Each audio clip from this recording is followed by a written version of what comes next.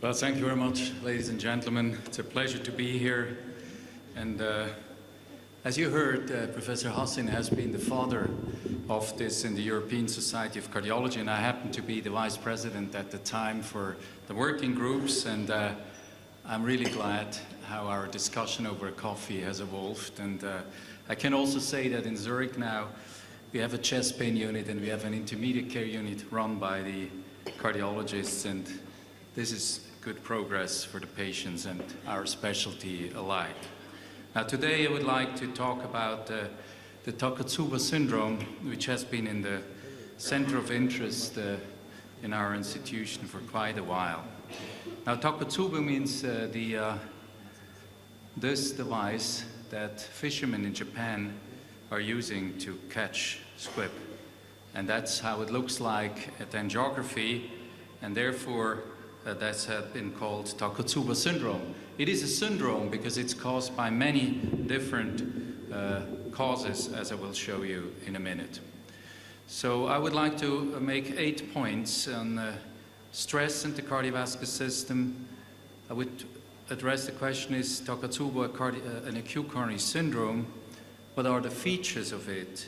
What is the clinical presentation, the triggers, the mechanisms, the acute outcome, and the long term as well. Let's start with stress and the cardiovascular system. Now, of course, humans for centuries have been exposed to stress, and I don't have to say that here in this country. And so this is an everyday experience of everybody. And also in Hamlet, there is actually an allusion to that. Like, could a tale unfold whose tightest word would harrow up thy soul and freeze thy young blood? And this is what happens actually when we look at it in more detail.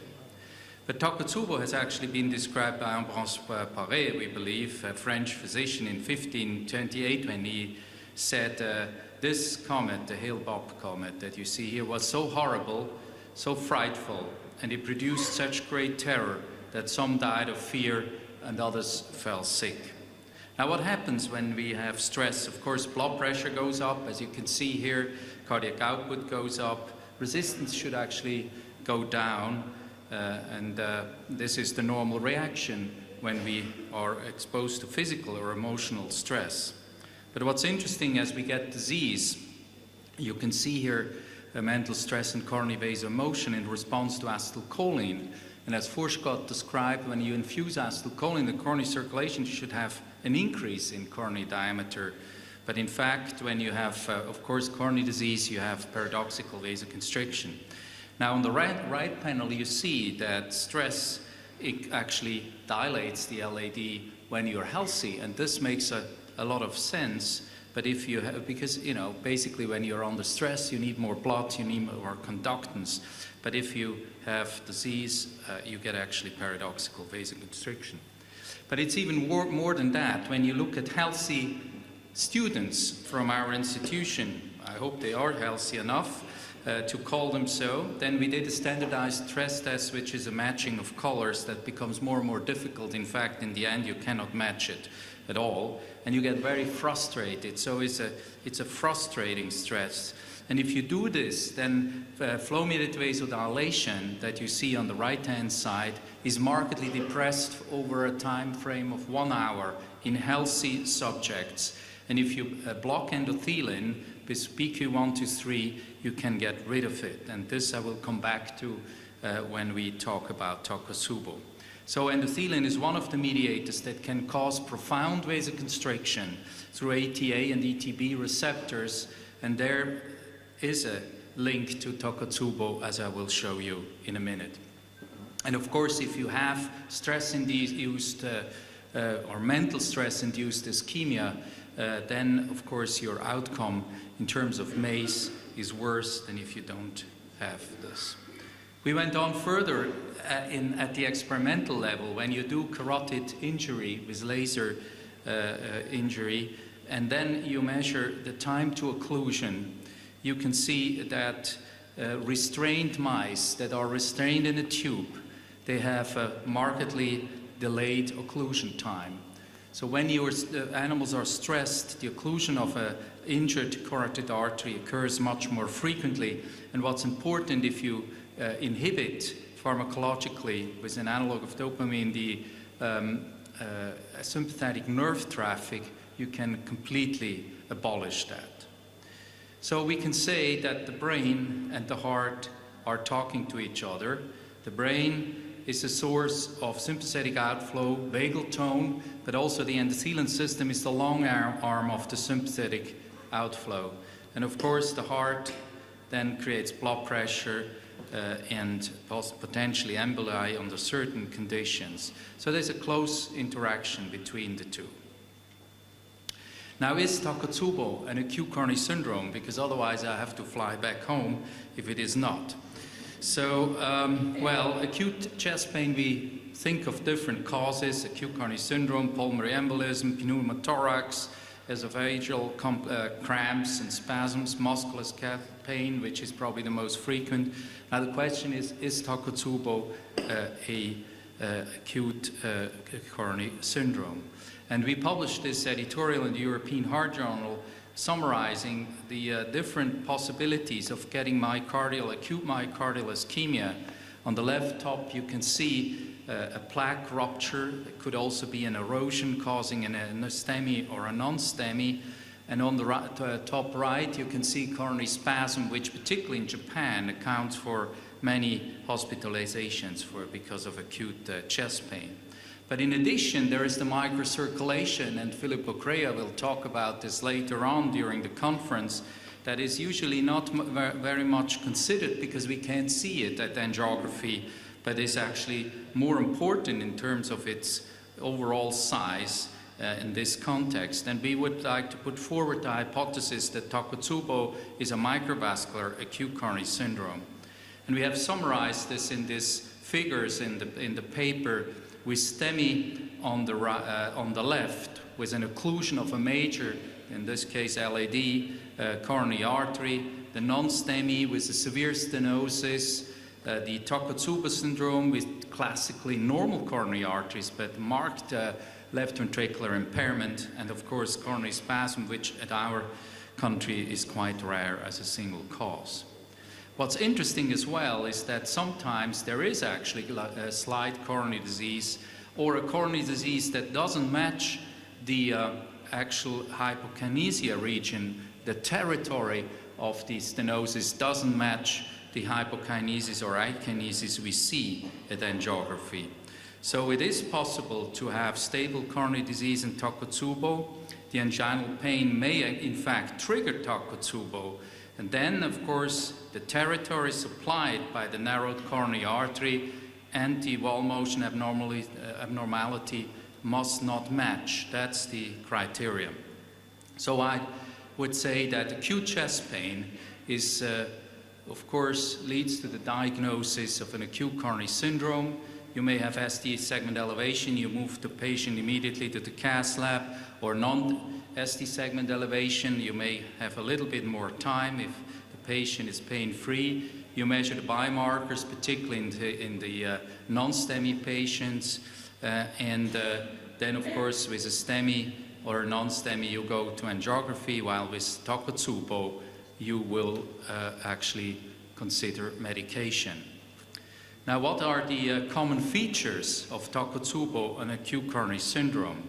Well, an acute coronary syndrome is acute chest pain, sometimes dyspnea, ST segment changes, troponin positive, BNP may be elevated, regional wall motional changes that match the infarct-related artery. We may have a reduced left ventricular ejection fraction or even cardiogenic shock, and we have a culprit artery, clearly. Now, in acute Takotsubo, we have exactly the same, except that typically the coronary arteries are normal, like in this very patient that you see, hopefully, here. Oh God, doesn't run. Oh, sorry. That was meant to occur.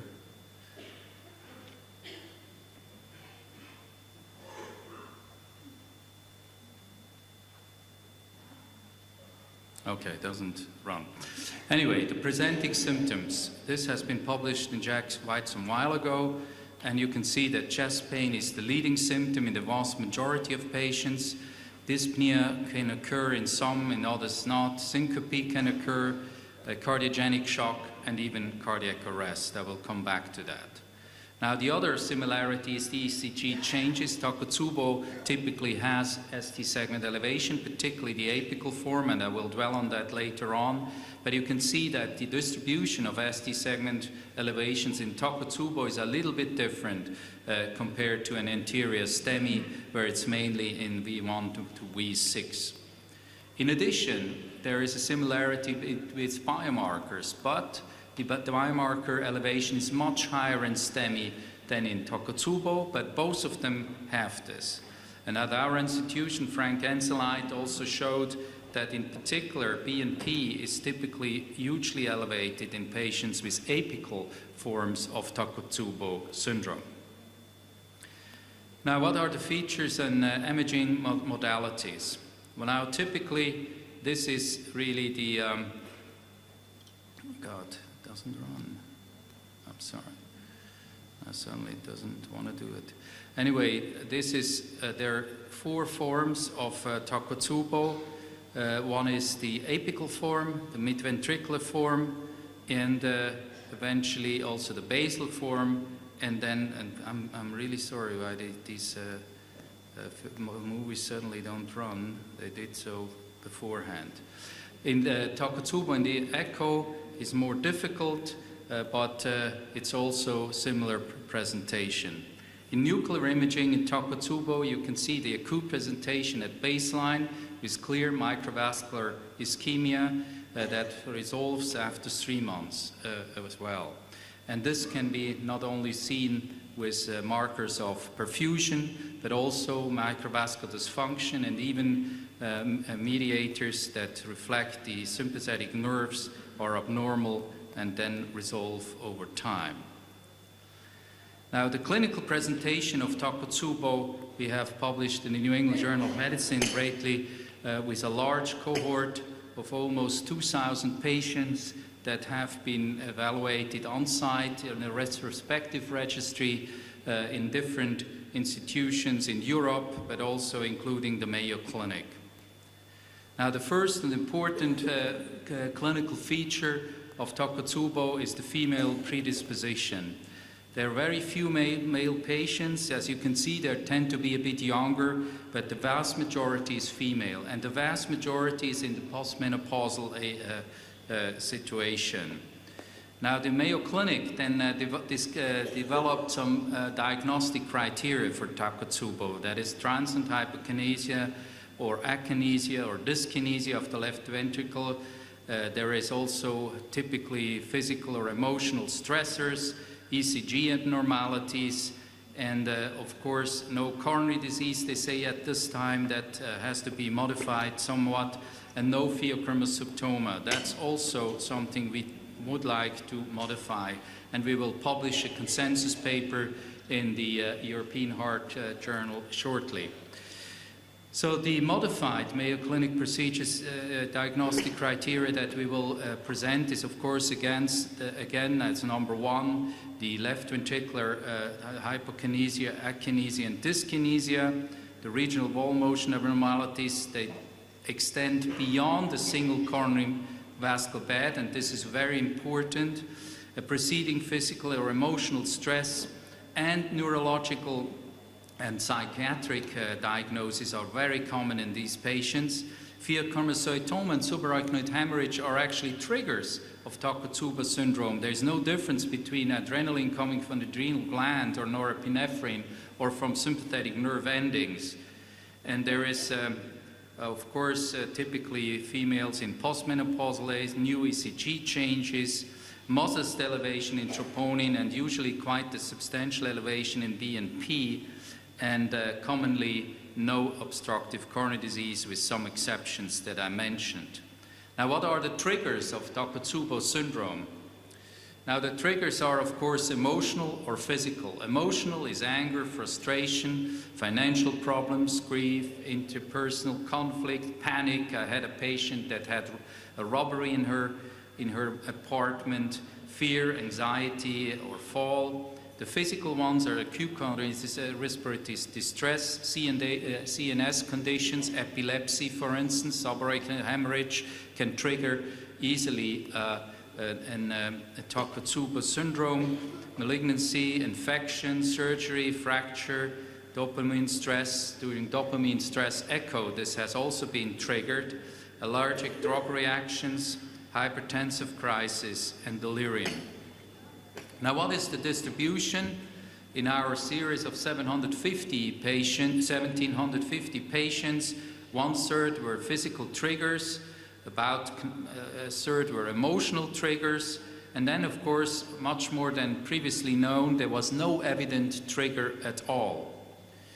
And also be careful when you have a party. There is also the happy heart syndrome, and in fact we found that some had birthday parties or such a good news that they actually developed a Takotsubo syndrome.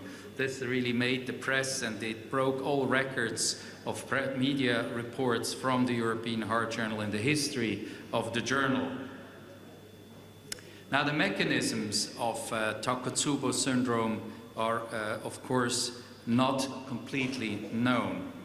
But we know that there is a problem in the brain. And in fact, we did MRI of the brain of these patients, and they have abnormal structures in the amygdala and the hippocampus. So there must be certainly some substrate up here. There are predisposing factors, female gender, postmenopausal stage. So the lack of female hormones may also be a problem. There is endothelial dysfunction. There are maybe also genetics, who knows, that are important for that. And then, of course, there is a sympathetic burst going to the heart, and that is actually explaining why there is no match between the coronary artery and the area of hypokinesia or akinesia in these patients. Because the innervation is not going to the epicardial coronary arteries, but rather to the microcirculation, where alpha receptors predominate, while at the epicardial arteries, beta receptors predominate. And then eventually you will have this marked hypokinesia with typical apical ballooning of the left ventricle.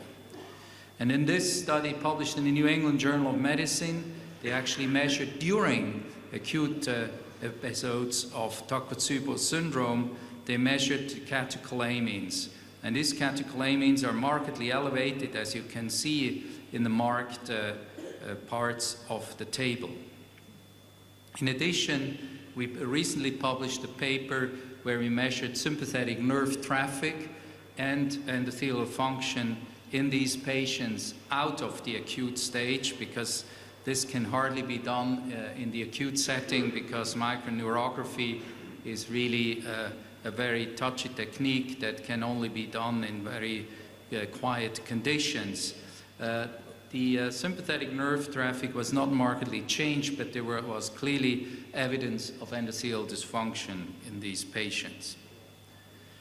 Now, another aspect that we felt was very interesting, we noticed that quite a few patients had epilepsy, had Parkinson's, and other neurological diseases. And in this large cohort, we really went to all the centers to look at the chart ourselves and to pick up all the data required under these conditions.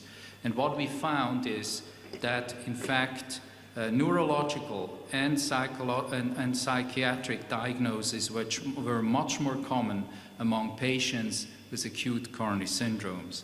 And in neurological diagnosis, it's a whole spectrum that may be an important substrate for these patients, or reflect the imbalance between the sympathetic nervous and vagal systems under these conditions. I also had, for instance, a patient with paraplegia that got Takotsubo when entering the car, which is a stressful situation for these subjects. And in these subjects also there's an imbalance between sympathetic and vagal activity. But also psychiatric diagnoses are very common, and some patients had major depressions or mild depressions or other psychotic psychiatric diagnosis. In addition, we were interested whether there are biomarkers that are specific for the Takotsubo syndrome. And here we looked at microRNAs, and as you know, microRNAs are post-transcriptional regulators of gene expression that may be of interest, not only in Takotsubo, but also in acute coronary syndromes. And what you see here is that when we did this Affymetrix situation, or the technology, we found 3 microRNAs that were clearly different in patients within a Takotsubo syndrome. And when we did this microRNA signature, the ROC curves, you can see that this did distinguish Takotsubo compared to ST segment elevation myocardial infarctions, as well as compared to healthy subjects. Quite interestingly, of course, the area under the curve is not as good as we are used to for other biomarkers, but it is a start.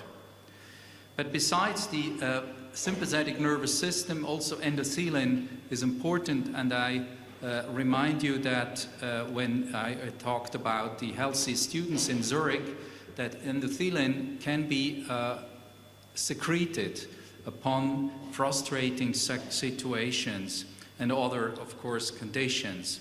And what we found is, of course, compared to healthy subjects, patients with STEMI and those with Takotsubo have huge increases in endothelin levels, plasma levels.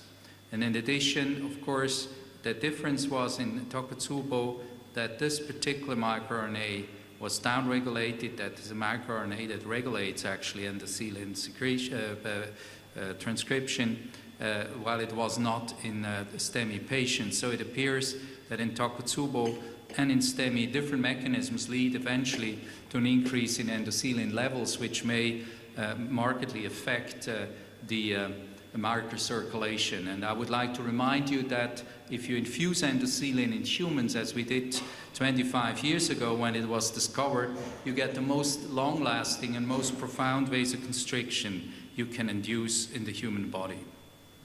So clearly there is a crosstalk between the brain and the heart, and here the sympathetic outflow, vagal tone, endothelin play a role, and of course the heart sends back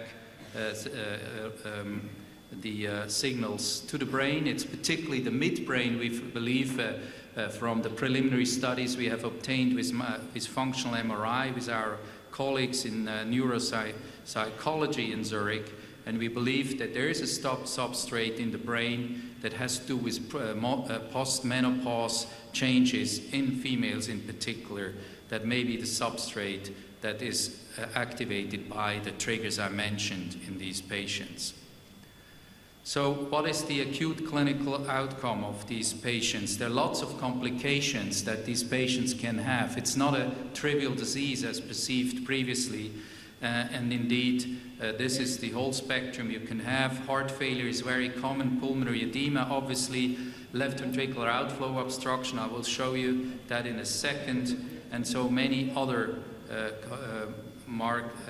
potentially fatal complications can occur, including death.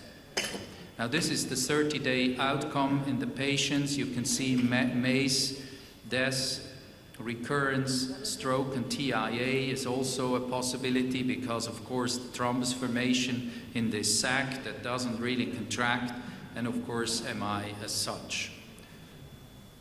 How does it compare these complications in Takotsubo to an acute coronary syndrome? And you can see that the left ventricular ejection fraction on admission in Takotsubo is actually worse than in those with acute coronary syndromes, and in this case these were STEMIs. So many patients have really severe impairment of left ventricular function.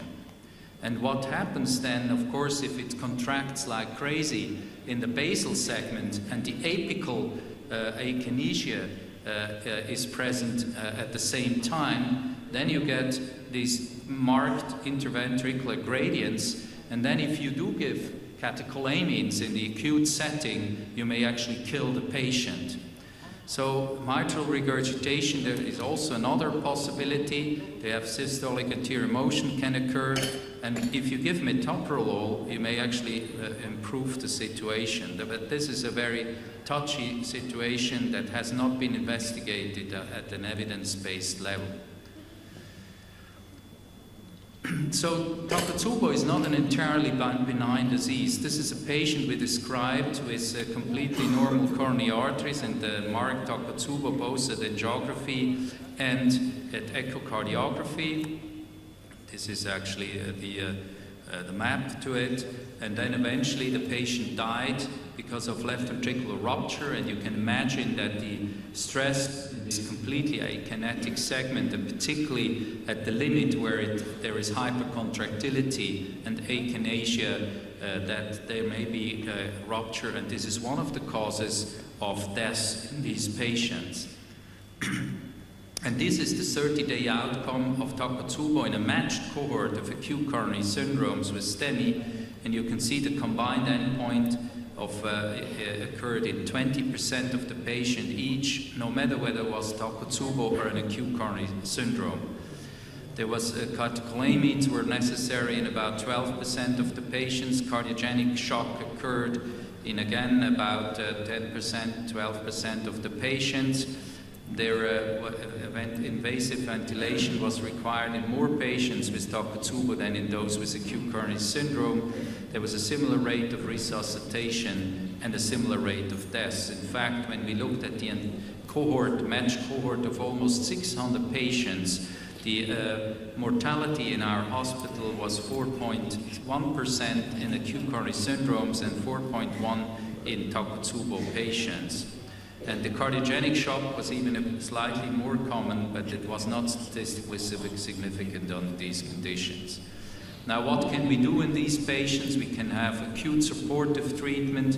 We can later on chronic heart failure treatment because of the left ventricular dysfunction. This is all not evidence-based, it's all eminence-based medicine. And we need really prospective registries now with significant randomized approaches to determine what might be the most effective treatment in these patients. Of course, diuretics are necessary when they have pulmonary edema. The inotropes have to be used very carefully, as I explained to you a minute ago, because you can also kill patients when you give too much of it. Now, fortunately, most patients do recover in their LV function over time, and you can see here an analysis of our 1,100 patients at the time, and you can see that the in-hospital recovery almost was complete, and there was a further improvement over the ensuing 60 days. I would like to finish with the long-term clinical outcome in these patients.